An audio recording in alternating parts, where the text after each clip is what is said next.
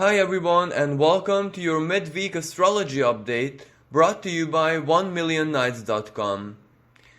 Now we have a very active and really tensioned sky playing out all throughout the week, all throughout the month, all throughout the autumn, unfortunately.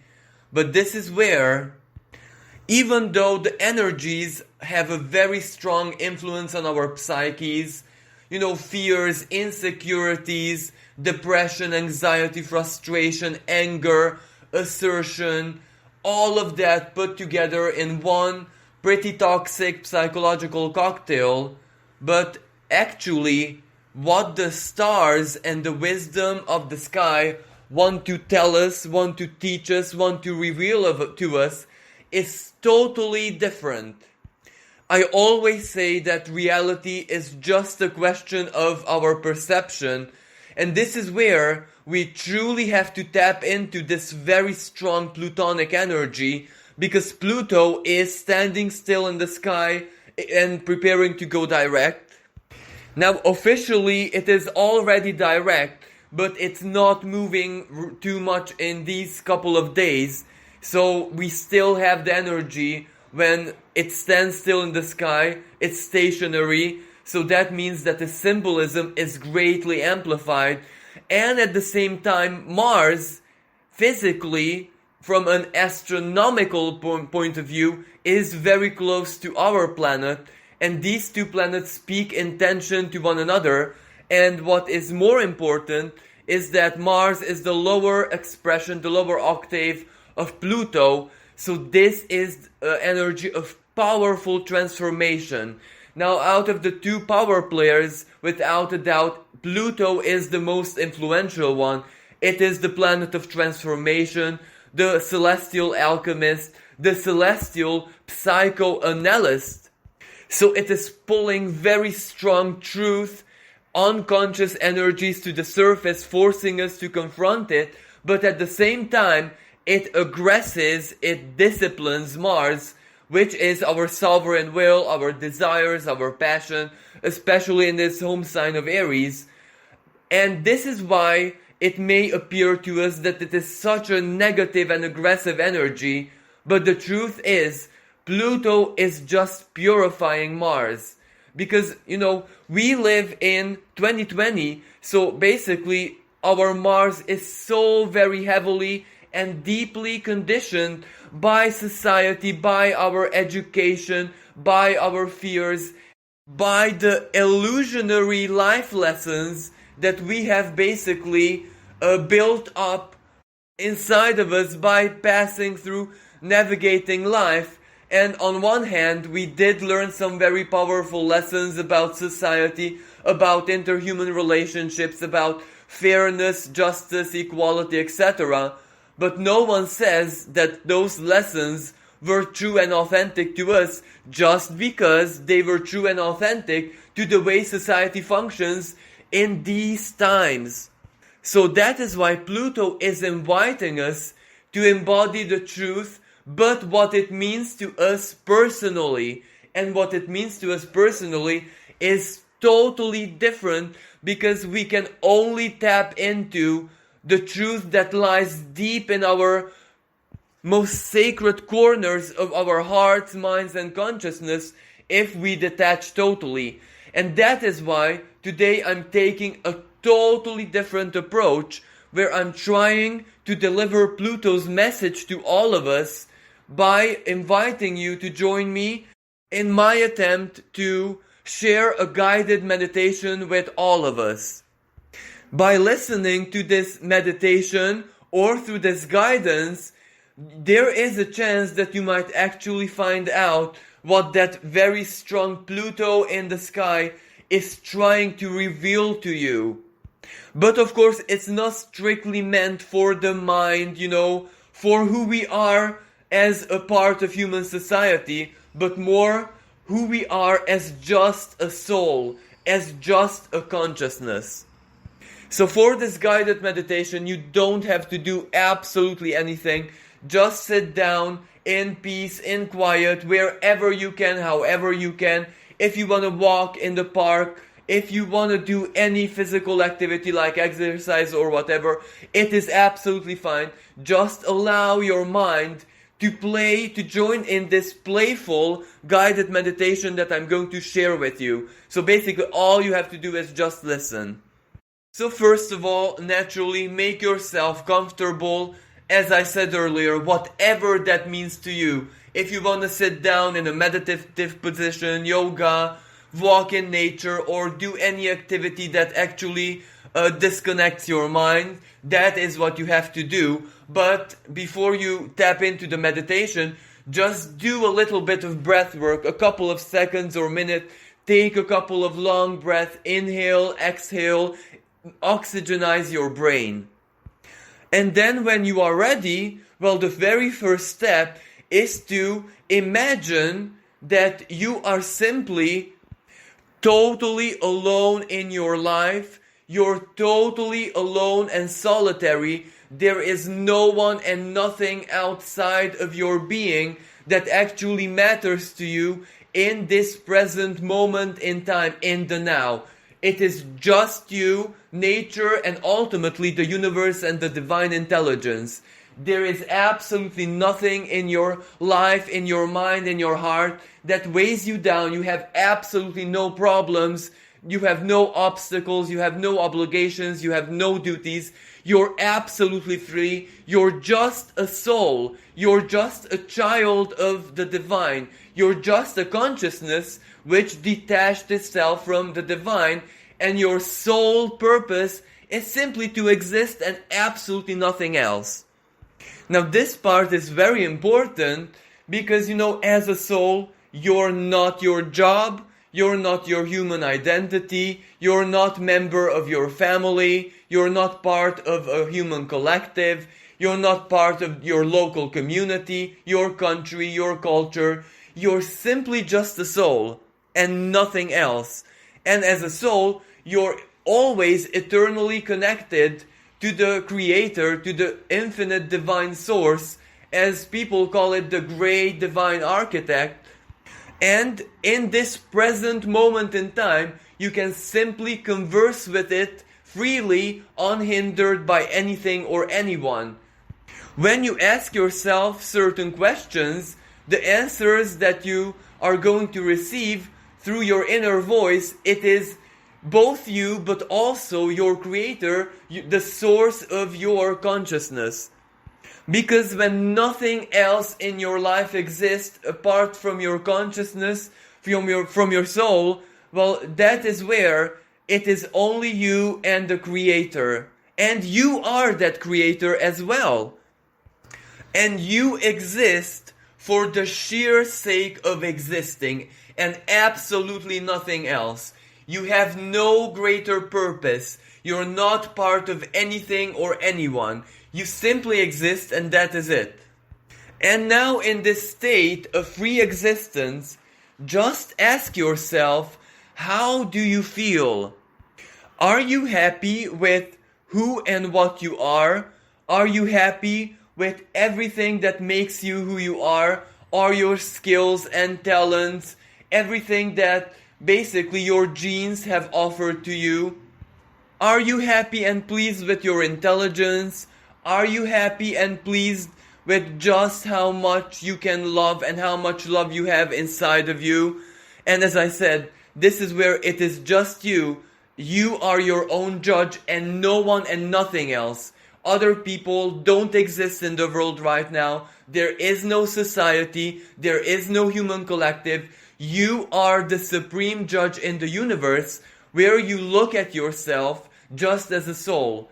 So ask yourself, are you happy and truly satisfied with everything that you are, with everything that you have inside of yourself? And of course, if you are your own judge and the only single judge in the universe, just look around you. Do the trees, do nature, does everything that surrounds you make you happy? Do you see the greatness? Do you see the great architecture? Do you see the grand design in it? Can you see that everything is interconnected and works like basically clockwork? Can you see the great divine mystery in everything? Do you feel simply fortunate, lucky and blessed that you can behold this, that you can witness it, and not just see it through your eyes or the eyes of your mind, but you also have the opportunity to touch it, to feel it, to experience it? If that tree appeals to you, if you see infinite beauty and mastery of design in that tree, well, go ahead and touch it. Go ahead and interact with it. How does it make you feel? Are you happy just to be alive right now? And of course, if there is no one in existence apart from you, do you feel blessed and fortunate that the divine intelligence detached a little part of its own consciousness and made it into you just to experience all this beauty and wonder physically, and not just to experience, to be part of it actively? If you see the beauty in everything, well, you can express your gratitude. You can simply allow yourself to be overwhelmed by the beauty, by the love that you feel, by the admiration, and even the goosebumps that you receive when you see the mystery and majesty of the great divine playing out in everything. And if you have absolutely no other purpose than to just exist, what do you want to do with yourself? What do you want to do with your life? What do you want to do with your existence? Do you want to dwell on things which really don't matter, neither to you or the great divine architect? Or do you just want to enjoy the harmony of all, observe it, and by observing it, project the beauty, the admiration, the gratitude, the sheer joy and bliss that you are an active part of this grand design, that you also are part of this infinite beauty? If no one and nothing else exists apart of you, don't you just feel that like the most fortunate being in existence? Isn't this freedom, this beauty of your free consciousness worthy even of the jealousy and envy of the demigods? Demigods who are so highly intelligible that they basically know how everything functions in the world, yet you do not know any of that, yet still you are the fortunate one, and they can only smile on you and send you a million blessings because you are part of the great divine beauty. So do you now see how truly easy it is to just exist for the sheer sake of existing? Because ultimately, that is all the divine intelligence, the great architect, wants from us. That is all that it created us for. Everything else in life and existence, in this plane, in this earthly plane, or in any other divine plane, is optional. Everything is really about beauty.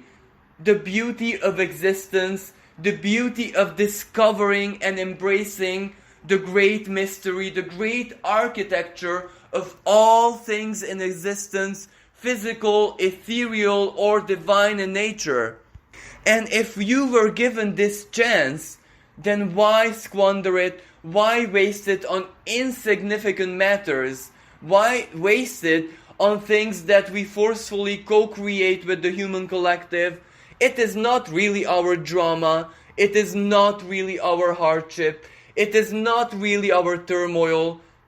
When things are really tensionate and bad, like in the present moment, well, we only suffer because that suffering is forced upon us by the collective. Because, naturally, pain, just as happiness, joy, prosperity, has to be shared.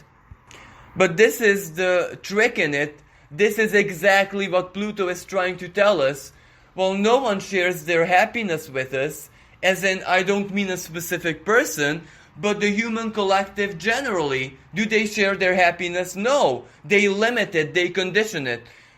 But they do share the pain unconditionally. So it is your choice to either accept or say no thank you, I want to live and exist in fairness because my Creator, the great divine architect, gave me freedom to choose. And if all throughout my human existence in this identity, you only share just the pain and limitation and conditioning and not the well-being, well, right now in this present moment in time, I choose not to co-create with you. I choose just to co-create with the divine intelligence. Ultimately, this is the biggest blessing in the universe, that the great source of all things in existence allows us to create our own existence by our perceptions. And when we are happy, and when we do not dwell on the problems and all the illusions of the world, as for example the Vedic culture calls it the Maya, the grand illusion, if we have this power not to be immersed in it, then why should we force ourselves? If we just want to heal the world forcefully, obsessively, if we just want us to become sacrifices just to immerse in the illusionary salvation of, name it whatever you want, the world, society, modern times, new paradigm, etc., well, the universe has no choice but to give what we desire. But if we detach, and if we just want to share our existence with the great source of all things, and that is our sole purpose, well then that is exactly what we are gonna get. And surprise, surprise, in that instant, in that moment, the universe will start to smile upon us the way we smile back at it, because we see the beauty and the benevolence of everything that it wants to guide us towards. And basically, detachment is this simple. It is just you and the great divine source and no one else. Karma can only play tricks on you or absorb you into its patterns if you actively consent to being part of the great wheel of the samsara. But when, all of us in our existence, may it be individually or collectively, as in right now, have moments of great change, and change is always accomplished by stress, maximum tension, turmoil, upheaval. But if we're truly connected on a strictly personal level to the divine intelligence, then we'll know that it's not personal. We know that nothing that happens to us, especially the misfortune or the rather negative things, is nothing personal.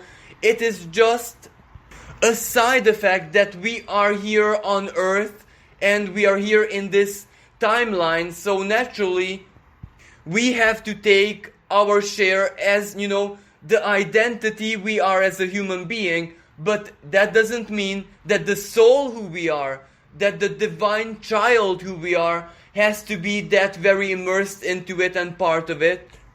And once we let this truth, once we let this paradox basically sink in deeply, that nothing is personal and we are really not doing anything wrong, it is just what it is. Just take it like a big chemical reaction which stirs every single atom up. So that means that there is no way that we can actually not be part of it as a human being. But if it's not personal, if it's not wrath, if it's not vengeance, then we can forgive, then we simply won't take it personally and we will never hold a grudge. And when we reach that state of acceptance, and we reach that state that it is just us, just the soul, just the primordial self and the universe, and nothing and no one else in this bubble of reality is real, then we immediately stepped into a state of bliss where no matter what happens, it cannot touch us. And this is the major message of Pluto. This is where the true power lies. And this is a power that, everyone, regardless of their situation, of their psychological configuration, archetype, life experience, wounds or anything, this power is available to every single living being. And basically this is what makes lower life forms tick. They don't care about anything. They just care about their own relation with the source, with the great architect that keeps them into existence. Like, let's just take the praying mantis. The praying mantis doesn't care about anything. It just knows that it is programmed to be alive. It is programmed to exist, and that is exactly what it's gonna do, and it's absolutely fine with itself. And that is exactly why it is such a very successful predator, because it basically knows through its genes, through the very core of its existence, that is what the great divine architect designed it to do. So basically it knows that it is not a separate entity from the greatness of the creator. It is basically the creator taking the form of a predatory insect. So it is so very happy with itself, and it doesn't care about anything else. And that is basically the true sense of happiness. And there is another thing which I want to mention. I know that a lot of people, especially deeply spiritual people, are a little bit worried or concerned that maybe some kind of shadowy power, name it whatever, the version that you are attuned to, are pulling the strings and they want to enslave us and hurt us as a collective, so to speak, as a species. Well, you know, the great divine architect is alive in everything, even the shadows, so it has to know what it's doing. So why really worry? After all, we are just temporary passengers on this massive spaceship that is planet Earth, or better said, on this space train called the solar system, which is revolving around the galactic center. So everything always changes, everything is just a flow, everything is just a journey and a transition where there is no real destination. There is only the beauty of the journey. Sometimes the journey is smooth and full of beauty, full of excitement, full of love, full of, you know, the most beautiful sight. But there are other times when the, how should I say it, the cosmic waters are a little bit turbulent, but a little bump is not enough to scare us and make us jump out the windows of the train. So let's just go with the flow and let's just trust, because the great divine architect knows what it's doing, and no shadowy power, but of course no power of light or whatever, can actually override the grand design. It is supreme, it is sovereign, nothing can change it except the creator itself.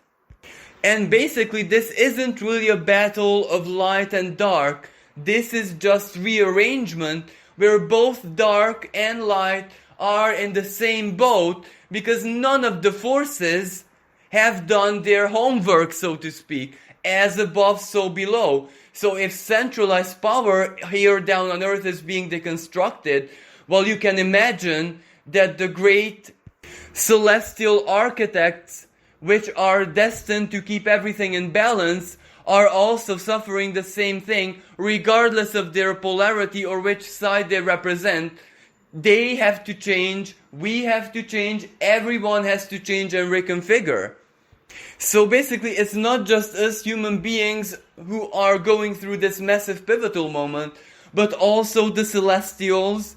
So basically everyone right now is in the same boat, and chances are it is also the celestials who need certain answers from the power, the grand architect that is beyond them.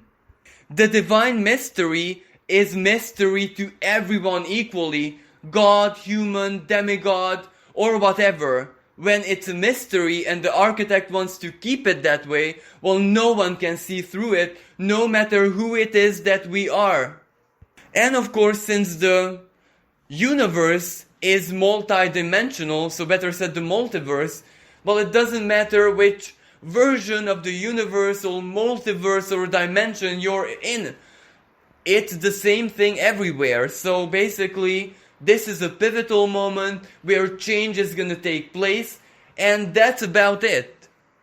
And if anything, it is not us human beings who are simply creatures between light and dark, who want to resist it, who are in panic mode, but it is exactly the celestials, regardless of who they are, what avatars they are, what they represent, what their role is.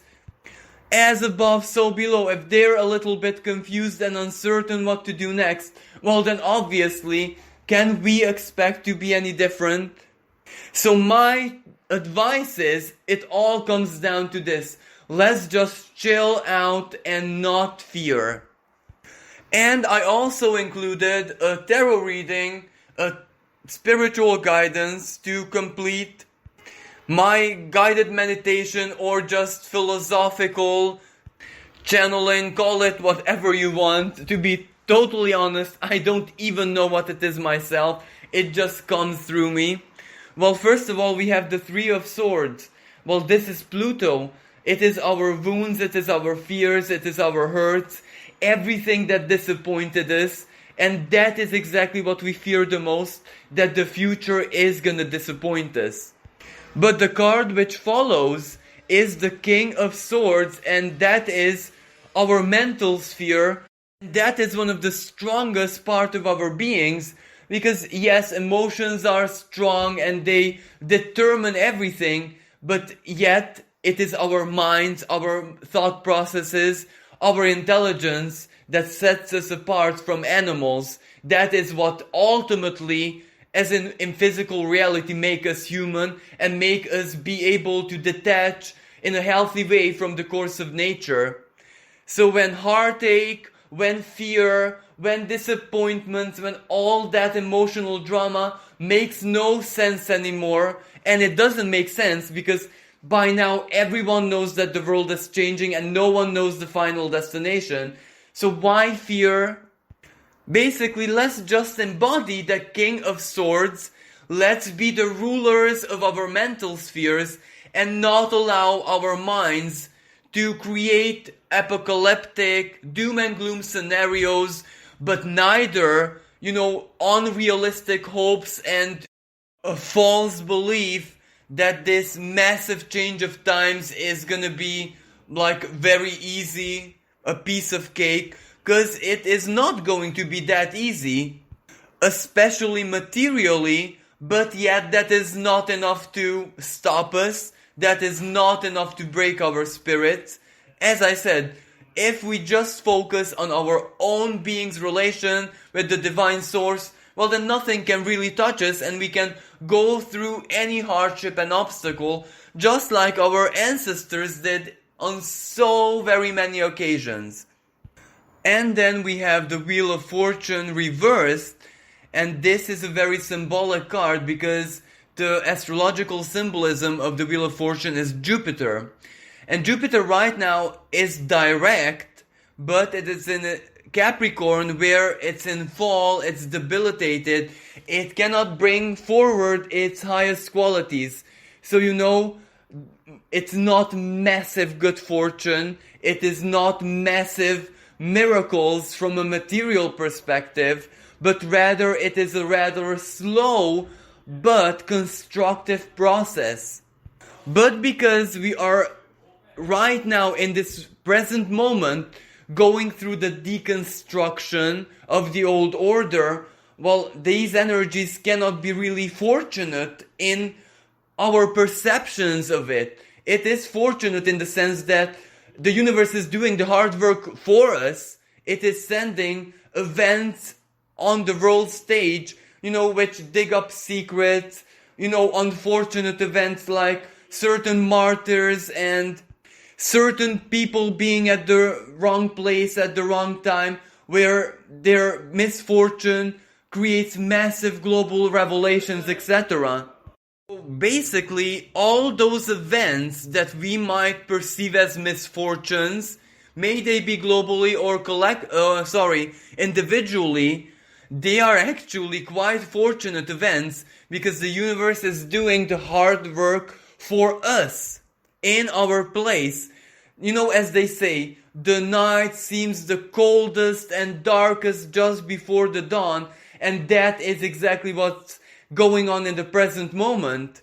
So everything that is bothering us, that we are suffering, like the blockages, like things not wanting to come together whatsoever, no matter what we do, that is actually a good thing, just that we cannot see it right now. But it is definitely 1,000,000% is gonna lead us to something more than beneficial. So if, certain things don't play out in your life as you desire, especially things that you're so very ambitious about, that you're passionate about, that you really, really want them to come together, well, if the universe at this moment works in your favor, don't take it personally, because it is all going to change. All the universe wants is for you to not focus on external reality as much, because when you focus on it, you're bleeding out your consciousness and you're making sure that you're gonna become a victim of a greater turmoil. But if you just focus on yourself and don't allow, if things don't play out as you want them right now to bother you that much, well, then you're safe and sound. And basically, when that excess of intention, focus, as in the Mars energy, builds up inside of you, that will start to regenerate you instead of, poisoning you, as in depression, frustration, etc. And that is why the Two of Wands is here. We have to choose the version of what we want to focus on. If we focus on all the drama and, I'm gonna lose my job, I'm gonna starve to death, I'm gonna live a life of poverty, well, then that is what we're gonna create, because we are bleeding out our consciousness onto that direction. But if we focus on, I'm absolutely fine, because, the divine source is keeping me alive, and it is pumping existence and consciousness into my being, well, that is all I need. And when this massive turn and change of times is going to be completed, well, I will be able to do whatever I want, because inside of me, I'm going to be so very prosperous, because I'm conserving my creational energy and actually feeding myself, nurturing myself, and loving myself through focusing on the connection between me and the divine, so that invisible umbilical cord that is pumping existence into me. So it is as simple as this from a spiritual perspective. And if we try to turn this into our coping mechanisms, then we're absolutely fine, and the external drama can simply not touch us. Well, thank you so much for listening. I do hope that you found this useful. And even if just one soul, one person found a little bit of wisdom and a little bit of inspiration in my mumbo jumbo, well, I couldn't be more happier. Thank you again. Until next time, bye for now.